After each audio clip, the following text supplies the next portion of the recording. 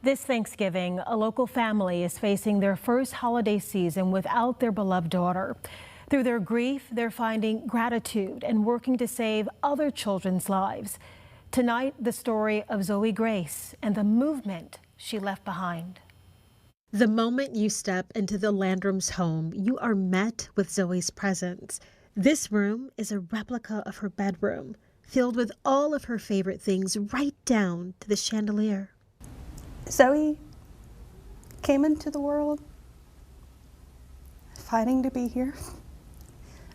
We had struggled with infertility for years, and she was our blessing. We named her Zoe because Zoe means life. A cheerleader, daughter, and known as the class fixer, Zoe dreamed of becoming a pediatric oncologist. And I always told her, Zoe, that's such a dark job. Like, that would be really hard because that's not a very uplifting thing. And she said, you're looking at that wrong.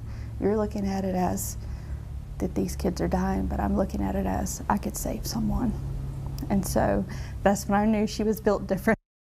And this past summer was nonstop. Cheer camp, where Zoe was named co-captain of her JV squad, tryouts for UCA All-American Cheerleader, a family vacation to Disney, and a church youth camp. It was shaping up to be the best summer of her life. Then came Monday, June 23rd. That evening, Zoe was eating cookies and watching a movie with her 5-year-old sister Sawyer. She got up to take a shower and never came back. She said, Sawyer, I'll be right back. I'm going to go get a shower. And she never came back. She had a congenital heart defect. Her left artery was on the right side of her heart and abnormally small. No one knew. Zoe went into cardiac arrest in the shower. By the time her parents found her, it was too late. Zoe never had experienced any cardiac symptoms. She never had lightheaded symptoms. She was never short of breath. We never had dizziness. So she would have never been to a cardiologist. They would have never had a reason to check her heart. And so we wanted to have an event where parents were able to bring their children asymptomatic and have this heart screening. According to the American Heart Association, 1 in 100 children have some form of cardiac problem, and approximately 9,500 children experience cardiac sudden arrest every year. Only 5% survive. Shannon and her husband created the Live Like Zoe Grace Foundation to provide free heart screenings for young athletes. So we've actually found a group that's out of Kansas City, and they have offered to come in and they will do an echocardiogram, an EKG, and blood pressure monitoring for up to 104 students. And so my goal with Zoe's Foundation is that we can provide that at zero cost to parents.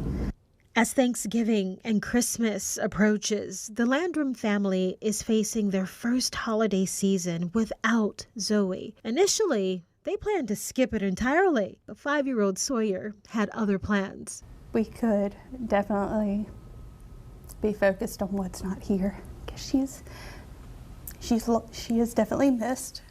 However, looking back at Zoe's story, we're so blessed that we had her for the 13 years that we had her. So that's the blessing.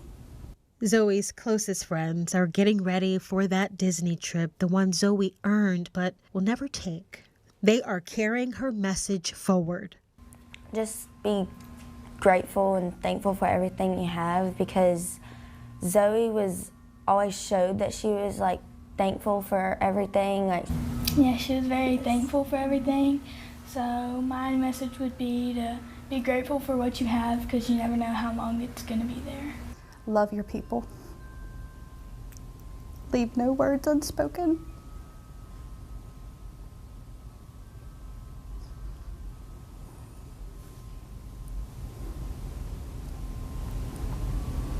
And let them live every day like it's their last, because you never know. Live like Zoe Grace. The Landrum family's message this Thanksgiving is that even in your darkest moments, you can find a reason to be grateful. They're selling T-shirts to raise the $28,000 needed for those heart screenings they talked about. If you're able to show support, you can head to fox10tv.com for the link.